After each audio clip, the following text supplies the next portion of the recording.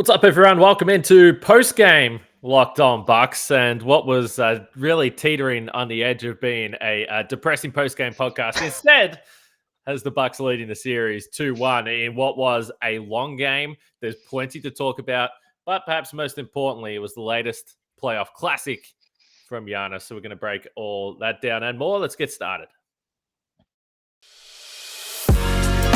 You are Locked On Bucks, your daily Milwaukee Bucks podcast, part of the Locked On Podcast Network, your team every day. Welcome to Locked On Bucks. I'm your host, Kane Pittman. You can see and hear me on this show Monday to Friday and on weekends, as we are right now, post-game during the playoffs. You can also find my work over at ESPN. Joining me, the founder of brewhoop.com and longtime voice of the podcast, Frank Madden. And Frank, we didn't do the last post-game podcast together, but I will say you and Camille were just sensational. And I was a little worried that I wasn't going to get the gig back, but here we are. And I'm glad. We've spoken about this a little bit, Frank, but honestly, last year's playoff run, you think about some of the grinded out games that the Bucks were able to win, the close games that they were able to win. Ultimately, that defined a championship run. And tonight, this felt like a game that if the Bucks weren't able to squeeze this one out, they were in serious, serious trouble. I still think they have some issues, but ultimately, Giannis, and we can talk about the ending, we can talk about everything else, but to get 40 points from Giannis and for him to really, again, establish himself as the best player in the world and that I can carry this team to win, despite the fact you've got a lot of other things going wrong on offense. We're just fortunate, Frank. We say it all the time, but that was a beautiful thing. Yeah, I was talking to some friends before the game, and I made the comment. I just want to see a great version of Giannis today, and if that's not good enough to beat the Celtics, then you kind of tip your cap to some extent. And we did get a great version of Giannis. I would say still not the sharpest version of Giannis, but against a great Celtics defense to put up 42. What do you have? 12 or 13 rebounds, 8 assists, couple blocks, couple steals. This was the version of Giannis that we've been waiting for. And, kind of like last series as well, it took a couple games to really see kind of Giannis really settling in and getting comfortable against even the Bulls defense, which, I think had some underrated moments, especially in that second game in Milwaukee. Obviously, the Celtics are at another level defensively, and certainly, the glass half empty would say, man, the Bucks half-court offense was once again terrible today, and they needed that 21-11 edge in transition, really, which broke the game open, we thought, in the third quarter to seize the game, take that double-digit lead into the fourth quarter. But I think it was once again, as you hinted at.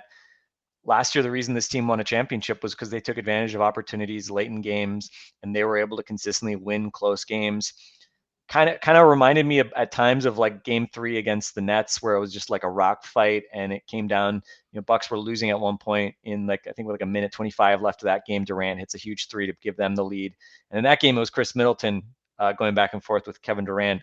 In this game, it was Giannis and then Drew Holiday hitting huge shots in that final minute to win this game. And again, literally, if it was, 48 minutes and 1 second, it would have gone to overtime because Al Horford eventually, out of the chaos of the end of that game, gets a tip in, but it's just a fraction of a second too late. So, not a convincing win by any stretch, even with Giannis putting up the huge numbers and playing to the level that we were hoping and expecting from him at that best player in the world level.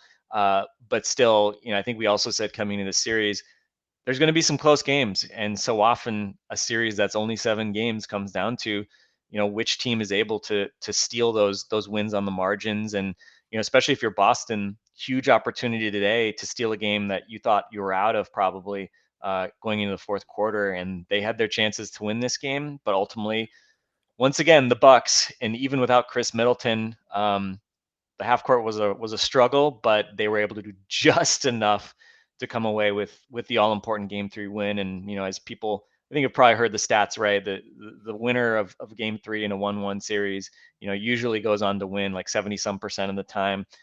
I'm going to say the Celtics are going to have something to say about that stat, but certainly, you lose this game and you're on the back foot for sure going into Game 4, which becomes a must win.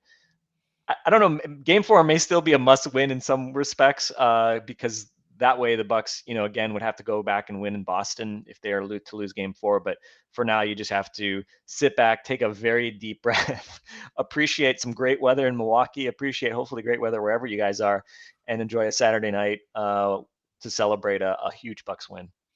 Yeah, prior to the series, I just remember a couple of things that we discussed and a couple of things that I mentioned. One, the Bucks could still win this series because of the defense and because they had Giannis, but you knew it was going to be a fight. And I agree with you. I mean, now I'm not predicting Bucks in 5. Let's just say that. But the Bucks do ensure that they get at least Game 6, so they will come back depending on what happens for the rest of this series. But the defense was one of the reasons why I thought they could at least be competitive in this series. And then obviously Giannis. And then the other thing I said is they're going to need Jrue Holiday to average 25 points. Well, he had 25 points in Game 1 and he had 25 points in Game 3. So that so far is holding up. But defensively, I know you'll want to get into some aspects of the defense, but just individually, when you talk about the performance of Wesley Matthews, Jrue Holiday, even look, I thought Brook was pretty important in moments, and Giannis does what he does. But Wesley Matthews, again, I don't know how many times we've mentioned him in the first 5 minutes of a podcast, but Jason Tatum 4 for 19 from the field. He only had 10 points. And Wes himself hit a big 3 in this game. That was his only points. But ultimately, he's not the same type of player. But when you talk about the similar role that last year you had a guy that's like, listen, you expend all your energy on the offense, on the defensive end. And if you hit us a 3 every now and then, we'll take that. But Wesley, he's working hard. Yeah, I mean, look, hey, I would love to still have PJ Tucker. We don't need to relitigate that right now. This is probably not the series where you need another PJ Tucker, given the offensive struggles. But again, for the second time in 3 games to really contain Tatum. This game, he did not make threes, right? In that first game, he was 4 of 7 from 3, which kind of propped up some of his numbers. This game, 0 for 6, 4 of 13 on 2s, and you just got to tip your cap to the work that Wes and Jrue do in particular at the point of attack, containing Tatum, making life really difficult on him. And fortunately for the Celtics, Jaylen Brown, especially in the fourth quarter, really started to feel himself, started to go off. But interestingly, I mean, to me, the kind of quiet biggest play of the game defensively for the Bucks, maybe not quietly, was when Jaylen Brown, with whatever it was, trailing by 1. I think Jrue was expecting Jaylen Brown to kind of slow it down after Giannis had put the Bucks ahead. Instead, he kind of does a little hesitation, drives to the basket, and Giannis comes over with the help, stays vertical. Jaylen kind of throws himself into Giannis, and for seemingly the first time all quarter, a foul wasn't called when the Celtics went to the basket. And that was obviously just a huge play, because that then gave the Bucks the ball back. And then Jrue finishes off a pretty damn ugly possession by the Bucks, in which Tatum once again found himself sitting on his ass defensively. Tatum had some good moments defensively, but he got weight roomed on that play. We saw Giannis put him under the rim a couple times as well today. And overall, again, just those two kind of Bucks, the big 2 for the Bucks, obviously made those big plays in that final minute. And, we saw Jaylen Brown obviously miss that shot. He missed a 3. It seemed like I was shocked. He missed a 3, I think, a little bit earlier. And it might have been when the Celtics had already taken the lead. So, I mean, containing Tatum, the work that Wes and Jrue did obviously was huge. Jrue, I think, was he was great in the third quarter, like 5 out of 7. I think he was 2 for 11 in the fourth quarter. So that got a bit nervous with Jrue and some of the shot selection that he had in the fourth. But, at the end of the day, the Bucks are, you kind of feel like the Bucks are going to go as far as Giannis and Jrue can kind of drag them. And hopefully you get some complementary scoring from the other guys. Jrue, 30 shots today to get 25 points. Not ideal, but ultimately made just enough plays on both ends. And of course, you just can't take that defense for granted, and containing Tatum today was obviously a huge part of holding the Celtics down defensively. And again, everything starts with the Bucks defensively, and it just feels like in this series, the offense, especially in half court, is going to struggle significantly. 3-point shooting was pretty much even today, 9 for 33 and 9 for 34 gross. Between the two teams. Yeah, so nothing to split the difference there. This was definitely not game 2. But really just came down to the Bucks doing damage inside, plus 18 in the paint versus the Celtics and their big advantage. I think, but they were plus 14 from the foul line. So that was pretty much it. Do the math. Like that's pretty much the calculus of how this game was decided. All right, I wouldn't bet on the Bucks making 3-pointers in the playoffs, but if you are into betting, you can go to betonline.net. And I believe coming into this game, the Bucks were a 3-point favorite at BetOnline, so I imagine they'll probably be favorites going into Game 4 with home court. But if you want to check out the lines and the odds as they change throughout this series, do it at betonline.net. It's your number one source for your betting stats and sports info. Find all the latest sports developments, league news, including this year's basketball playoffs, Major League Baseball, which continues to roll on, and this weekend's run to the Rose as well, the Kentucky Derby. It's actually done now. But anyway, congratulations to all those who were interested in that. Now, head to the website today or use your mobile device to learn more about the trends in action. That's BetOnline, where the game starts. I thought you were going to say congratulations to the horses today who ran in the Kentucky Derby. Absolutely. I mean, it's a big day for those guys as well. And I hope big podcast listeners, good on you, horses. Locked on Kentucky Derby. I'm sure that podcast won't be too far away. The Bucks made a change to the starting lineup, Frank, and this was one of the biggest stories to come out of this game in terms of how the series shapes out moving forward. The Bucks were going with this big lineup. I floated the possibility with John Corrales when we did the crossover yesterday or a couple of days ago, and I said, look, I think at some point we might see the Bucks change the lineup because Bud isn't always the quickest to make changes, or he likes to roll with what has worked, and it has worked since Chris Middleton went out. I thought that it wouldn't happen in Game 3. I thought it was more likely in Game 4 if the Bucks lost. They put Grayson Allen into the starting lineup now. It's fair to say, not a great night. Not a great night for Grayson Allen. I think we can all agree on that. He was scoreless. He did have 4 assists.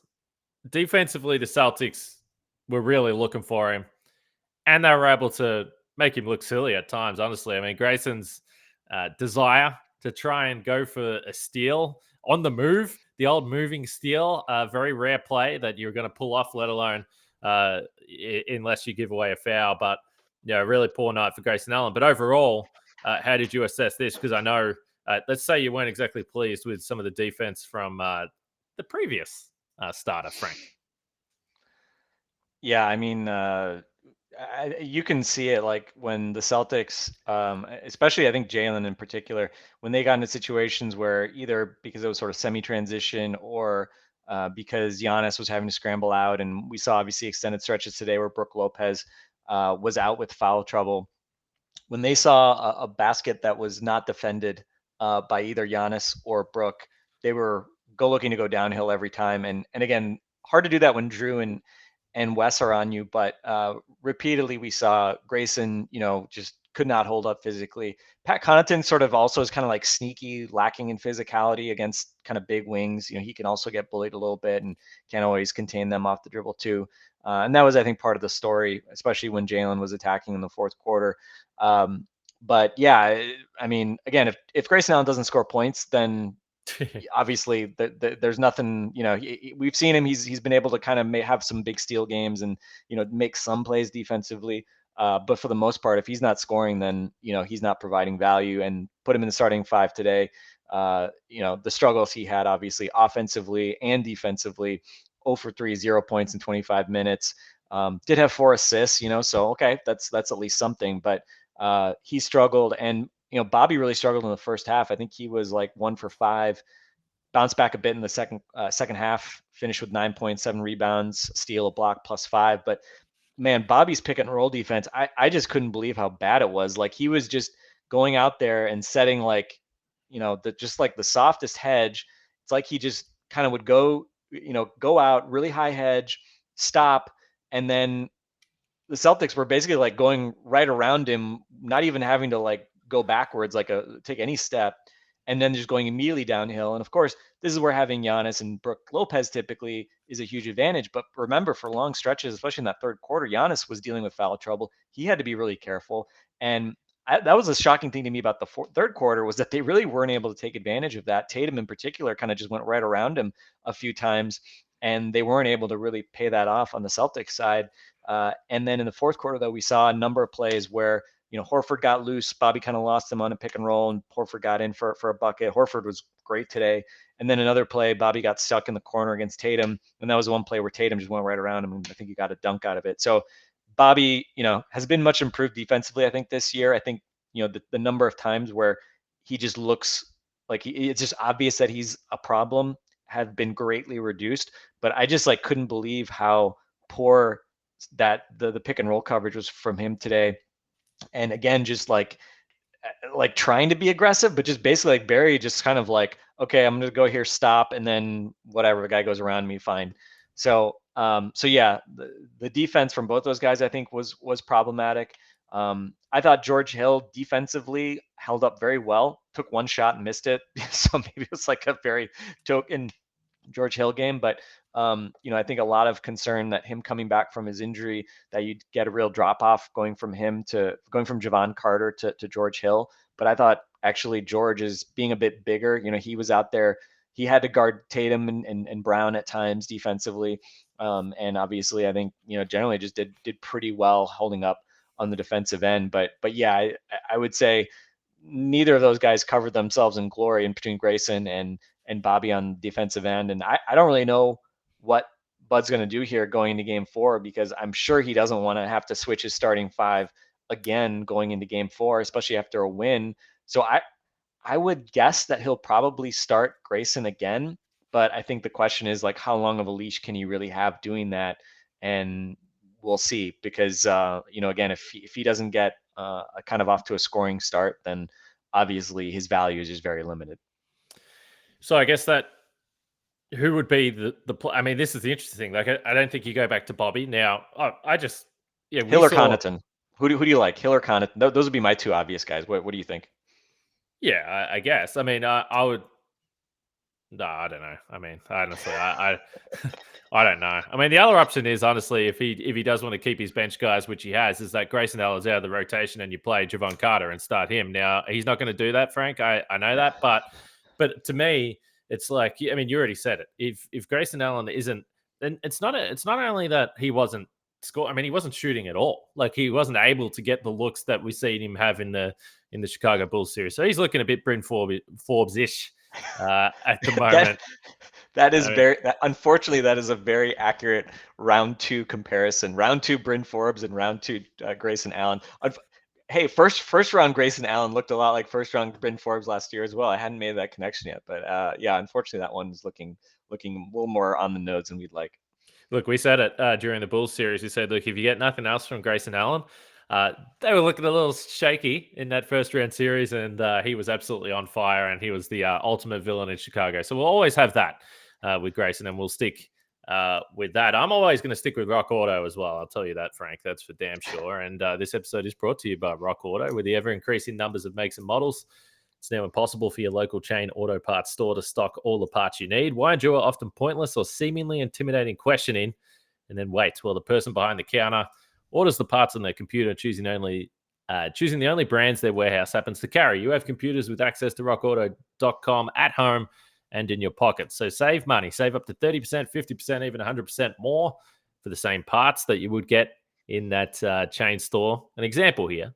A Honda Odyssey fuel pump, $353 from a chain store. It's only $216 at Rock Auto. So if you need any of this, and as I look out my window here in my apartment, yesterday I saw just a really weird car crash where this car seemed to be completely out of control, but in slow motion, and slowly just crunched into the back of another car as I was sitting here doing some work. And I was going to just yell out the window, Rock Auto, at the top of my voice, but I didn't think they would really appreciate it at that point in time. So I'll let them go. But anyway, go to rockauto.com right now and see all the parts available for your car or truck. Right, Locked On in the How Did You Hear About Us box, so they know we sent you. Amazing selection, reliably low prices, all the parts your car will ever need. rockauto.com. All right.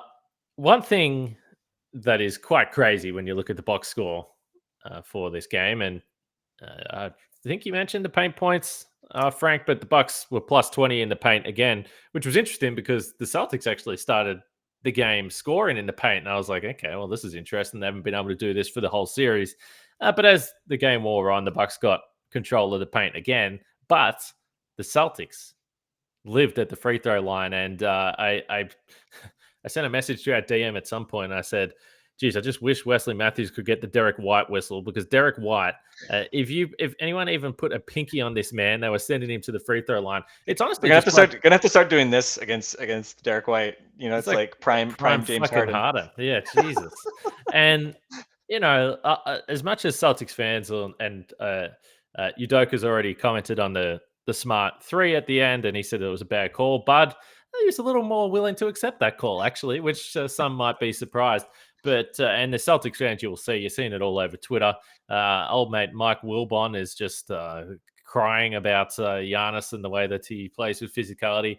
I thought Hubie Brown, and by the way, I love Hubie Brown, but I thought there was something wrong when Giannis was posting up, and he's like, "Oh, whoa, whoa, whoa!" I was like, "Oh my god, he's just posting up, Hubie." You're he did it on when Tatum fell down on Drew's last basket too. Like, whoa! Like, but the one thing I will say, time to put Hubie out to pasture. No, I love Hubie, and I know Bucks fans are really mad about it, so they'll probably complain about me saying this, but I do love Hubie. But the one thing that I do really like about him is when someone takes an ill-advised shot.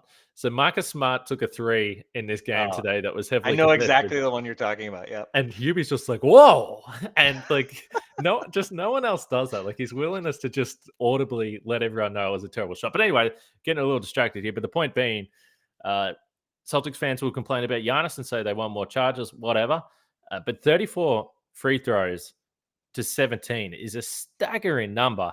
And I think our good friend Dean tweeted out, it was the last 4-17, or was it the last quarter? I don't. You've probably got the numbers.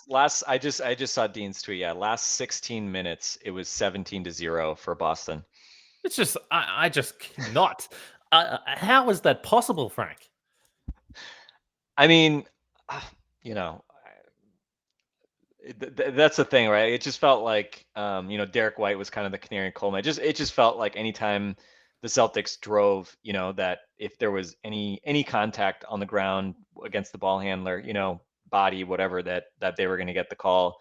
And I was almost surprised that they didn't call that Giannis contest on Brown in the last minute, because remember Brown had that 3-point play where Grayson just sort of matadored him. Grayson didn't touch him, and Giannis literally just under the basket going straight up, and they call a foul on Giannis for that one. So yeah, I mean, on the one hand, like, you have to know how the refs are calling it, and the Celtics were like, okay, like, like if they're gonna call fouls, we're gonna get free throws attacking like this, then we're gonna do that. So the Celtics are just taking advantage of it to a large extent, and obviously that was something, especially in game one, that the Bucks were able to be better about. And I think part of this goes back to Brook being out for extended stretches due to foul trouble. Again, is some of that get cleaned up with Brook, being in there, not being in foul trouble. Giannis was in foul trouble. That obviously doesn't help the Bucks defensively, but yeah, I mean, again, I always want to be careful. Like, I don't think it's not the ref's obligation to make sure that both teams get the same number of free throws. Obviously, I think that's something that we've made the point about. Monty Williams complaining about his sons who don't play really with much physicality and don't really attack the basket. When they had that big free throw differential, it's like, well, you got DeAndre Ayton who loves to shoot, fadeaway 8-footers, and he's very good at those, but like, you don't get to the foul line doing that. Chris Paul, obviously, Hall of Fame grifter, but he's shooting mainly, mid-range jumpers. Booker's not a guy that's like attacking the basket every time either. So, on the one hand, like, I don't think there's some obligation that, the Bucks should always be entitled to shoot as many or more free throws. But, as I think what we're getting at is, like, typically Giannis, the physicality he brings, it's just very hard to defend him legally and do it without fouling. So on the one hand, like, I'm probably less surprised at the Bucks not shooting free throws, and just more surprised the number that the Celtics got. I would agree. Like, it probably should have been, instead of 17-0, like, 11-2 or 4, something like that, right? I think the Celtics were being aggressive and attacking, and they deserve credit for that. But Yeah, I mean, certainly that was something the Bucks, kind of looking at game four. You hope obviously that they turn that around, because that's typically an area where they obviously have an advantage. And one of the reasons Celtics didn't have as many paint points is because, or didn't need to have as many paint points, is because every time they drove into the paint, they were getting foul calls, right? So certainly something to watch. Will be interesting to see how Game Four is officiated. Certainly, I don't know that they can give Boston much more of an advantage than we saw today, but definitely something to watch. And Giannis goes 9 out of 12 today, which was encouraging to see. I think he hit his last 7 free throws after starting 2 for 5. But interesting with the volume of shots and number of shots he was taking, that he obviously also didn't get to the foul line once in the last quarter and a half or so. So, but just sorry, Kane, just one other thing I would say too, like it's interesting with the Marcus Smart, the call, the was it a 2 or 3 shot foul? It seems like in practice, and we've seen this, right? I'm thinking back to a play earlier this year where Chris Middleton was sort of in a similar situation, like going up for a 3 late in a game where the Bucks were losing, and they called it an on the ground foul, not a three shot foul. And it's almost like they should just like officially say that the only fouls that are going to get called are shots like as the ball is being like shot, or as on the landing, right? Because obviously we see a lot of calls on landing area, guys, not giving them room, hitting legs, things like that. But it seems like, since James Harden's sort of peak grifting days, that the league has made such an effort to take away the rip through, or just the like going up type of foul calls for 3 shots from the perimeter. And obviously it is absolutely a different standard that they apply inside the arc versus outside the arc. That's just reality. And again, I wasn't surprised by it today, just because refs seem so unwilling to give 3 shot fouls on plays where they're just like kind of going up and clearly looking for a foul call. yeah, look, I think if you're a Boston fan, you're outraged over that decision, and I get it. Like I think it's fine. Yeah. Bucks, we'd be pissed off if I was pissed off when it happened to Middleton earlier this year. Like, yeah, I get it, but that's just kind of how they call it. It seems.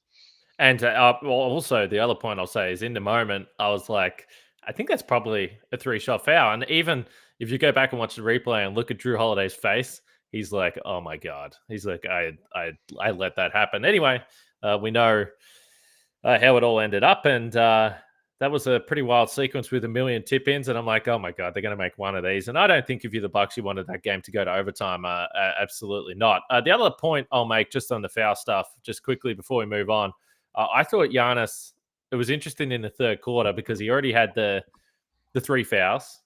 Or did he have 4 at that point? But anyway, he'd been in foul trouble in the first half. And you saw a number of times where he really, really, really controlled himself around the basket and didn't contest shots that he would normally contest. And it did give up a couple of layups. But I think for the Bucks to win this game, it was significantly more important that he did not pick up those fouls. So I thought, I would say control or in blocking shots and contesting shots. It's just not his nature. His nature is to contest those. I thought he did a good job. Obviously, earlier in the game, he contested a Jason Tatum dunk that sent him flying, but that's what he does. But I thought he showed good control, Frank, and the Bucks needed him out on the floor. I guess the other question I have, Brook Lopez had a double-double tonight. Particularly early in the game, they were able to find him. And I think, offensively, when you're looking at ways, how can the Bucks get something from their offense? Where can they find more scoring? This man was averaging 4 points per game in the first 2 games of the series. Now, some of them were putbacks, and he was able to get shots around the basket. But I do think moving forward, again, they're going to need more performances like this, or even a little bit more, because he's been one of the more consistent playoff scorers for this team.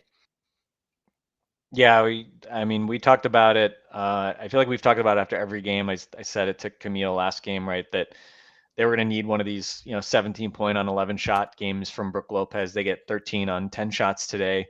Could have had a couple more there. He had a couple of pretty good opportunities where he, missed badly actually in the second half on some pretty clean looks. So that was a little, it felt like he could have gotten me to that 17 point performance that I was asking for. But as you said, especially when the game started off, it was a rock fight, right in those first few minutes. And I thought Giannis did a nice job looking for him, getting him a dunk early. felt like in game 2, Giannis, after the hard start, kind of Giannis went head down for long stretches, and there were probably some opportunities, where they could have found Brook and gotten him on track a little bit more. But again, important to get him a little bit more reintegrated. We actually saw some like regular post ups, which is pretty rare for Brook. And again, I think he settles for tough shots in the post too often. And he rarely kind of does post ups anymore. He has great touch, but he I think does at times settle in those opportunities. But again, the bar is kind of different right now because the half court offense, especially without Chris, is so bad, and it's just so hard when they're, especially with the 3-point shooting right now, that you kind of want to feel like, well, maybe that's okay. Like maybe screw it, like throw the ball in the post a couple times, throw Bobby the ball in the post sometimes. Let those guys, especially if you can get them into mismatches, see if they can take advantage of that a little bit. Brook did have a 3-point play out of the post early in this game. So yeah, really important, obviously, that Brook come through, especially with the lack of offense coming from other sources today, and that was big. And I probably also want to shout out Pat Connaughton. I mean, he missed a couple big shots in the fourth quarter, but he also made some big shots today. He actually, I feel like ever since we talked about and Eric wrote about the catch high, shoot high 3-pointers, he's like missed every one of them. That was like a few weeks ago. Today he had 2 of them, including one in the fourth quarter. So, he was big, I thought, today, just giving them a little bit of something off the bench. 11 points on 10 shots. Again, not like, the greatest performance in his career or something, but 8 rebounds. I just thought he did a nice job for, to give them at least something off the bench. And yeah, I mean, again, Connaughton, go back to last year's playoffs, man. It's just, we talk about questions about Grayson. We talk about, Bobby struggling defensively. Pat's just like one of those guys that you, again, hope when when it's all kind of coming down to crunch time, and you need guys out there you can trust.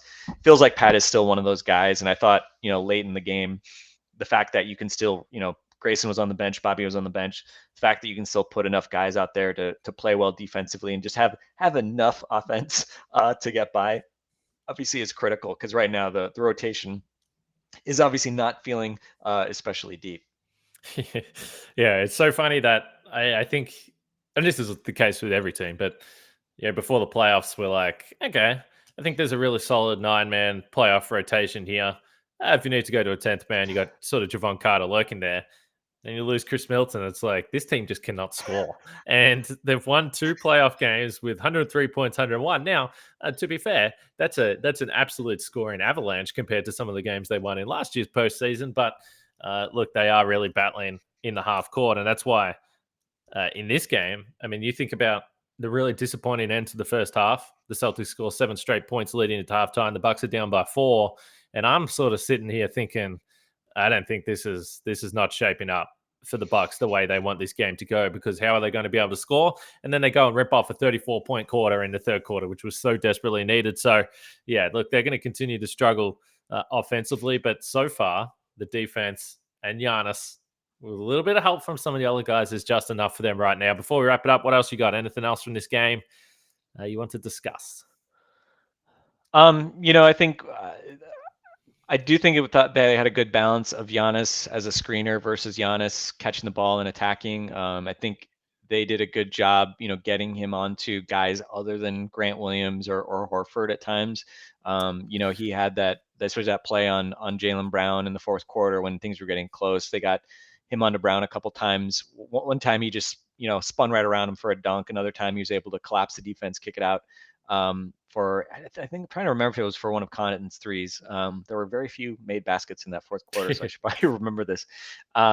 So I thought a better mix there. It can't just be Giannis at the top all the time. And I think, again, I still don't think they probably found the right answer in terms of mixing in, like especially Drew. The fourth quarter felt like just too much of Drew kind of trying to ISO and then going into step backs. We saw like 1 or 2 of those blocked. Again, he can make those shots. He made some of those in the third quarter, but some of the shot quality was really not, I think, where you want it when they're just kind of going into that kind of ISO style offense. And I thought, Grant Williams, I mean, has been great this series. I'm trying to think like who do I least want Giannis having to go against?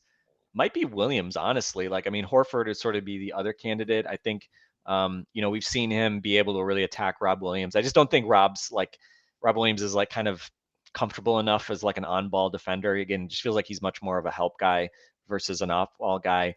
But I thought, the fact that they went really quickly at Grant Williams and Giannis gets that, again, I think it was kind of one of those, windmill crossover, kind of pull it over his head, just really tight, right? Because you have to be careful. You're not going to catch somebody with an elbow for his final basket to give the Bucks the lead with whatever it was, 50 seconds left. That was obviously an awesome play and a big play against a guy who's played great defense against you. So we'll see kind of how they continue to kind of balance that. I think they have to keep running those dribble handoffs and kind of put pressure on the Celtics defense to choose, like, are they going to, really kind of stay home on Giannis when he's rolling, sort of empty side corner pick, side pick and rolls. We saw some of that today. Didn't really turn into like, a lot of like baskets for anybody, but I think that's just a way to kind of put pressure on the Celtics defense that they need to continue going for. But, otherwise, yeah, I mean, fitting of a game that ends decided by only 2 points. As we were saying, teams had the same number of turnovers and points off turnovers, 12 turnovers each, 11 turnovers or points off turnovers. The 3-point shooting we mentioned was even.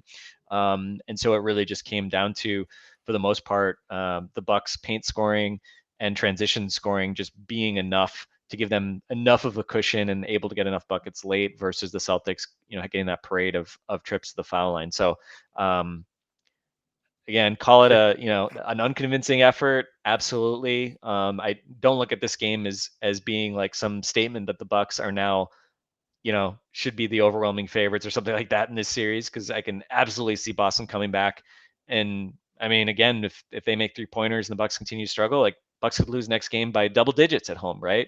You just can't really kind of count on anything other than the fact that the Bucks are going to need a whole lot of Giannis. They're going to need a good version of Drew, and that defense to just continue to have to play at a really high level. And you hope that Tatum doesn't bounce back with a huge game, because obviously he was terrible today. And